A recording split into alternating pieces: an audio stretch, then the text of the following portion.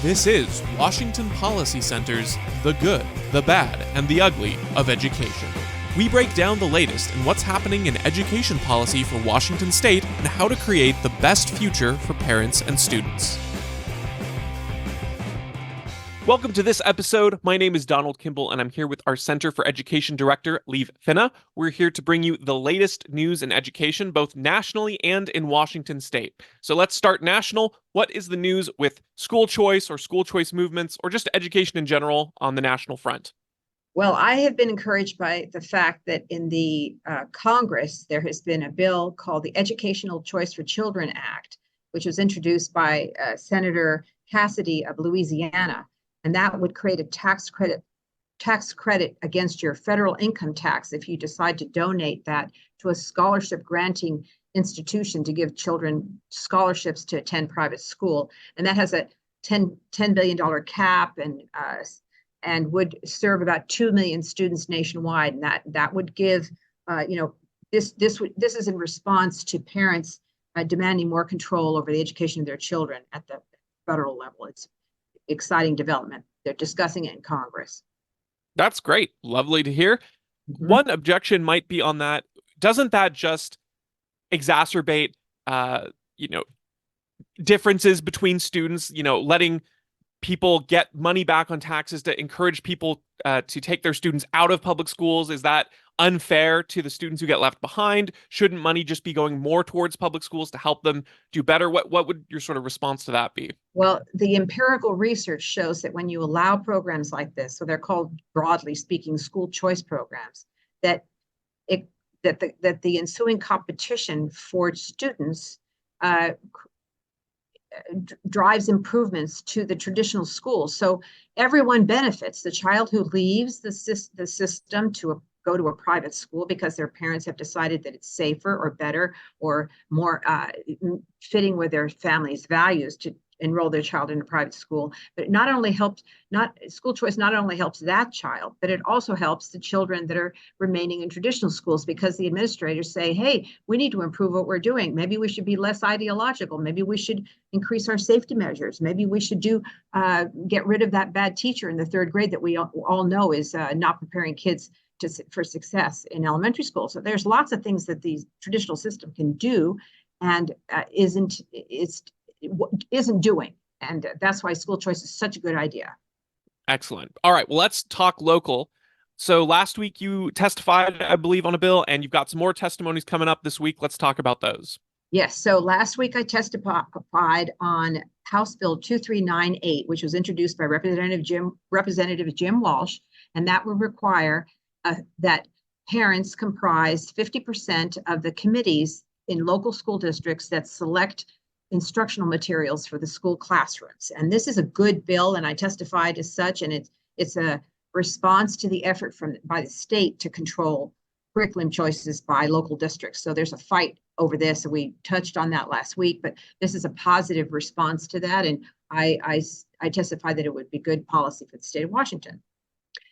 That was that bill. Now, going forward, this week, we're already in this week. Today, this afternoon, before the Senate Education Committee, I'm going to testify in Senate Bill 5964, which is the companion bill to that effort to weaken families by providing, by displacing parents as the providers of food and nutrition to their children. They're trying to provide free meals to every child in the public schools. That's such a bad idea. There's so many reasons that that's a bad idea. Not only the signal it sends to parents that the schools don't trust parents to feed their children, which is a very bad signal in this day and age of families pulling their kids out of public education, but it also undermines the authority of parents to select the school, the meals that their children eat. And it also, I just read new research, contributes to a growing obesity rates, because there's a correlation between students who are eating cafeteria meals, which we remember are vatted, big vats of food, institutional food warmed over, a lot of grease and excess sugar and artificial sweeteners in this food, contributing to obesity rates. And children that eat their individualized lunches prepared by their mothers or fathers in brown bags, those children have lower rates of obesity than children that are eating school lunches. So this is a bad bill for lots of reasons. The other bill I'm going to testify on this week on Thursday is the bill to increase funding for charter schools. That bill.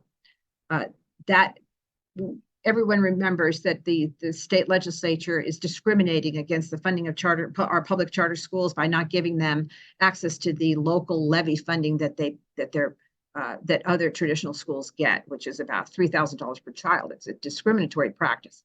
And for the last 3 or 4 years, the budget writers have been giving about half of that money in a budget provisos to charter schools. This is a bill that would make it state law that they get access to half of that money, and not require the charter school organizations to fight for that money in every budget cycle.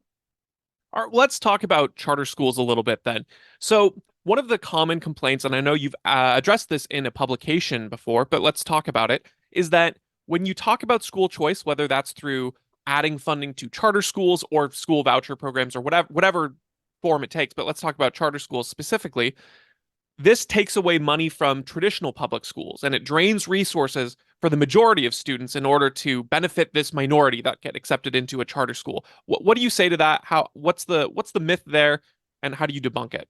Well, that is just the myth that is being propagated by the fear mongers who don't want to change anything in public education. I mean, you could say that's true of any program in education, that one program takes money from another program. I mean, that is just, it assumes that the funding is there to provide only the standardized program that's the same for every child. So that's a socialized mentality that is harmful to individual children. And so it's not true that public schools get more money every year. They have $19,000 on average statewide. We passed a charter school law, and what did we see happen in the traditional public schools? The funding did not drop. It increased actually into traditional public schools, and we have public charter schools. So that's just a falsehood. It's just meant to scare everyone. The most powerful argument, Donald, is for public charter schools, for giving families the choice of sending their child to a public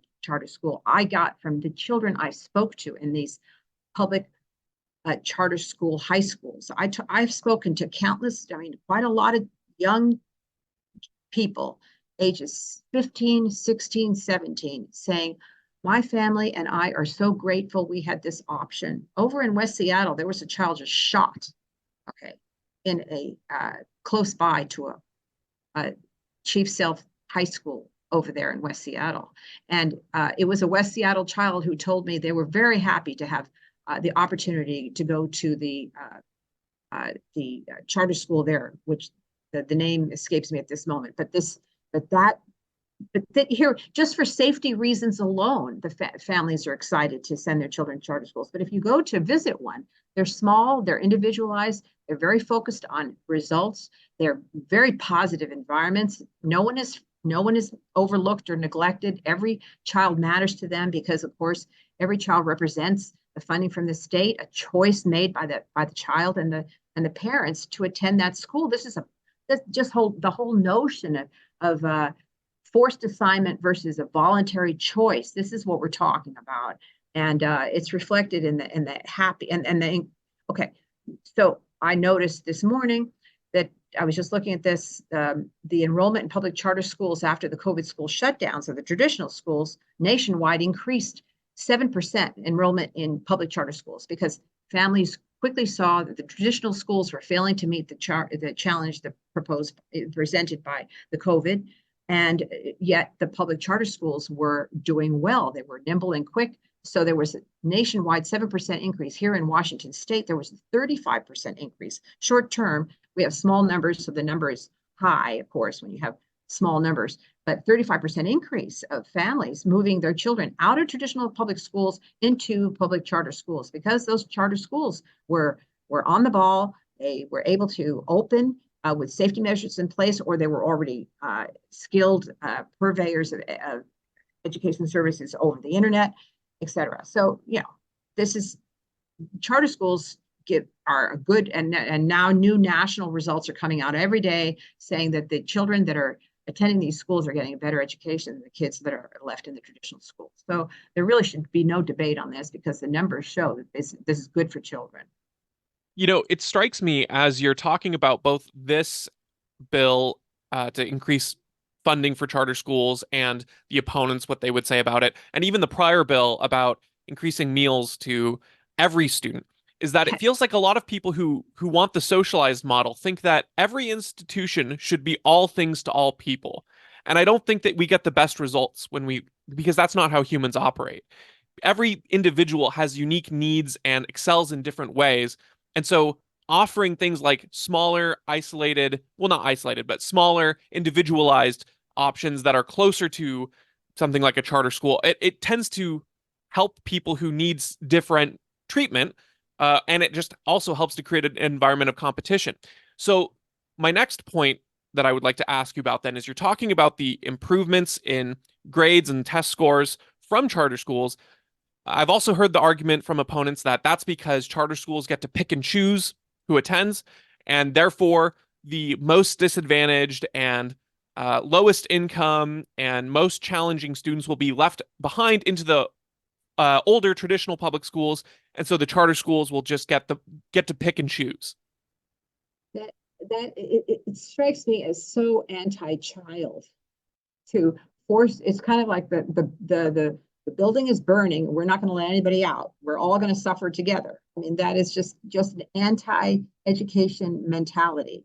That first of all, charter schools do not get to pick and choose their students. They are selected if they are oversubscribed. They are selected on a random basis by law. So they are first come, first served until they reach the capacity, and then they have to pick their students based on a random lottery. Okay.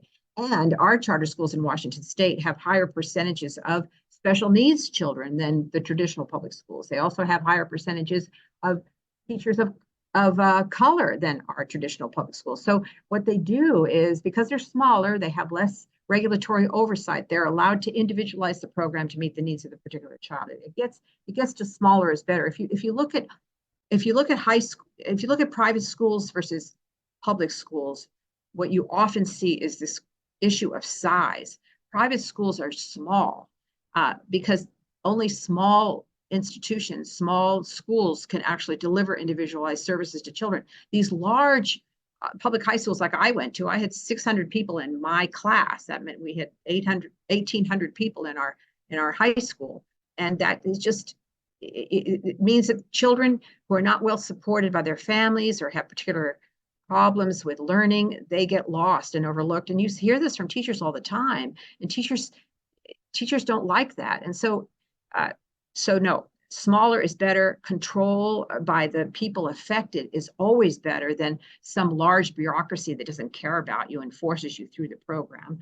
So eventually, we here in Washington State, there's a prejudice against charter schools because the union hates charter schools and it sees them as a direct threat to their control. And so there's been there's been all these lies propagated by the union against charter schools, and people keep repeating them over and over again. I say, open your mind, go visit a charter school. Have you ever been to one? Have you talked to a charter school teacher or a charter school student?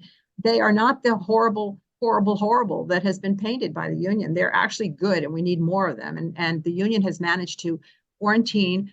We only have 18 in our state out of the 40 that the public wanted, and they're underfunded. Deliberately, they're discriminated against in funding. They get no capital funding. The whole thing is anti-educational, and eventually, the people, the public will wake up to this and say, we want to remove the cap on charter schools. We want to be fair to public charter school students. I mean, the whole idea that if you choose your own school, you get less money. How is that equitable? It's completely unfair.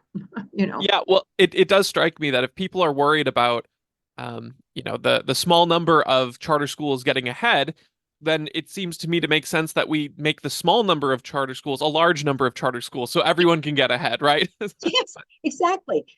Remove the restrictions, and that lifts all boats.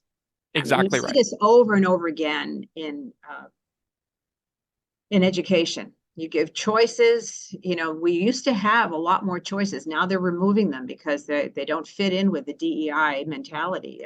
Everybody's got to be dumbed down to common level. That is bad for our society. It's bad for individual children, and that's why school choice is taking off because people are tired of fighting with the bureaucracy. They're just saying this is ridiculous. We keep trying to improve the quality of education our kids get, and we don't get any better schools. We pour money at the schools. We try top-down measures. We've had 40 years of efforts to improve public education, and they say, oh, just give us more money and we'll do it next time. We've heard this for 40, 50 years now, since A Nation at Risk in 1983. This is just, people are tired of this. They're no longer willing to listen to the excuses. They're saying, give me the money, I can do better with the money.